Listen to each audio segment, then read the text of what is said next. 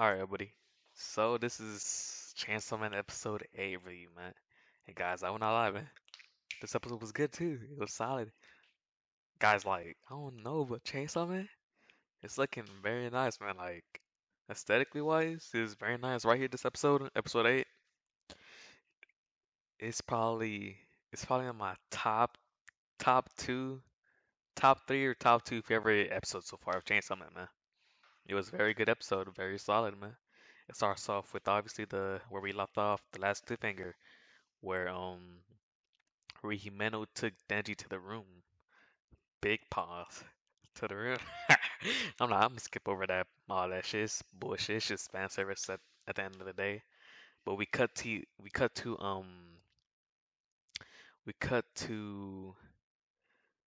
alright, so where did it go from there?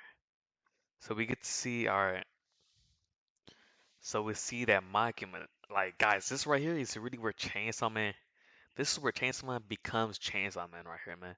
This is where Chainsaw Man really starts kicking it off. And it's kind of sad that it's at 8 episodes later where it really starts, but it is what it is. It's not even their fault because this is a new series, the first season ever, animated ever. So we go straight to Makima. She's in the train. She's in the train. She's reminiscing about last night. The dinner was good when there's people around you, basically. That was clean. And then she's riding to go meet I think some higher ups, basically. And she like they're intimidating and all that shit.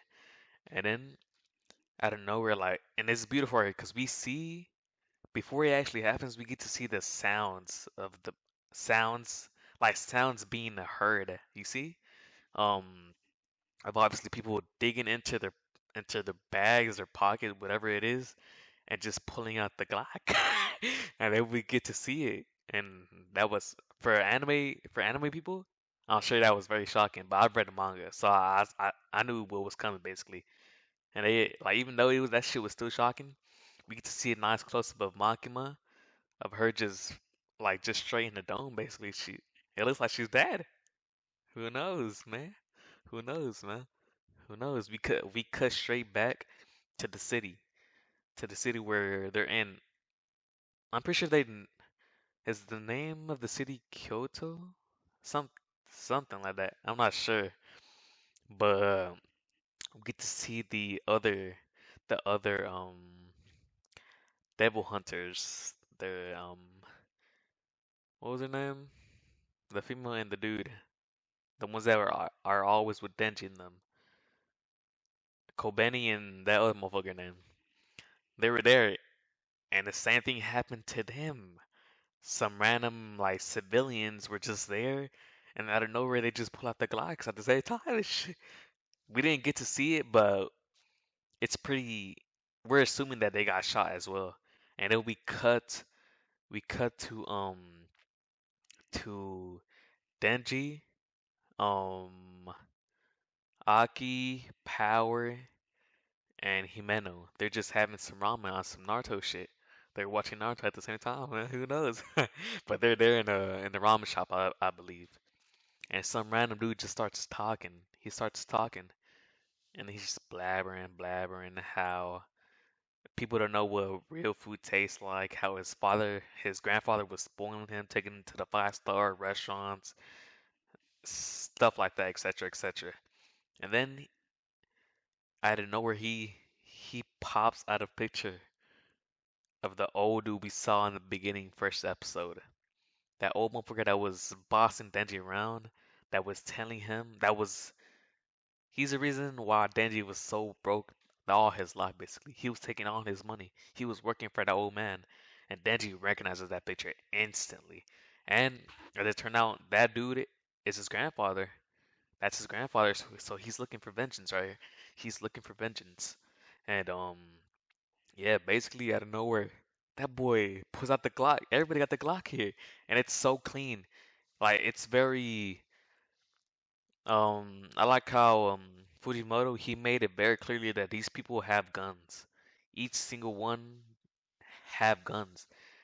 And as we know, the gun devil, because of all that happened, guns are like legit illegal in Tokyo. And for these villains to have guns is very interesting right here. He's very clean.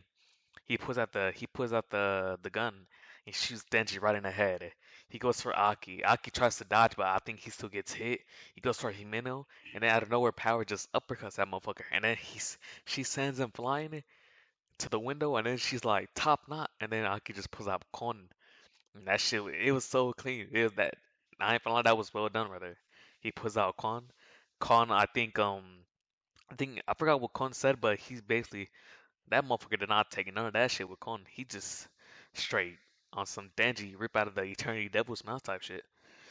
And yeah, we get to introduction. I'm not gonna spoil his name because they haven't said his name, but we get introduced to that man, and he looks awesome. I ain't gonna lie, he looks awesome. There are very nice shots in this episode, and it's very clean. It's very clean. I'm still not sure about the animation. Like right here, the animation did look kind of weird with that dude versus Aki. It looked kind of weird. Like they were going for slow mos while they were fighting.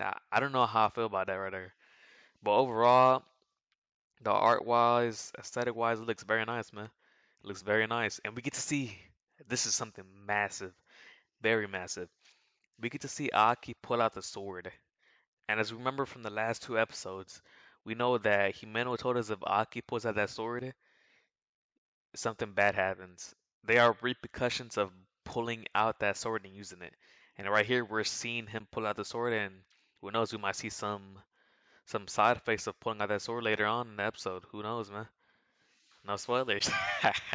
But yeah, he pulled out the sword. He uses three times. The last time, he tells the I forgot who he called to, but he tells him finish it. And out of nowhere, some fucking ghost type shit hugs him, starts eating him. He dies basically. And out of nowhere, this female chick pulls up and revives him. And it's not looking that good for us boys. It's not looking that good. So Himeno, so that boy basically went easy on Aki the first time. So he's like, I'm not going easy on this motherfucker anymore. He just blitzed him and dead on some Ichigo versus Byakuya first interaction ever type joint. He just blitz cut without us even seeing him like actually swing his sword. And yeah, so Himeno is forced to give her all, so her ghost could give its all to help Aki. And that's kind of like reminiscence of Black Clover, how with devil users such as Asta, he's like, I'll give you a part of my body for more power. Basically, it's the same shit that's going on right here, and this is clean. So basically, this shit was very creepy. Himeno pulls out this weird ass monster looking ass joint, and it's basically trying to defeat the man, which I'm not gonna spoil the name. And then the female, the chick that is with the dude, she pulls out this massive ass snake and demolishes the ghost basically. And at the end, we see Himeno is gone. And yeah, that's the episode right there. It was a good episode, man. This is like I said, my top two. This is I think my favorite episode is still the first episode, and then this right here might be my second favorite episode. But for sure, top three favorite episodes right here for Chainsaw Man. And it was a good episode, man. I think I covered everything basically, like all the important stuff. Obviously, I'm not gonna like in the beginning how the fan service with Denji and Himeno. I'm not doing none of that gay shit. But yeah, man. I think that's the episode right there. And take care, man. Catch y'all next time.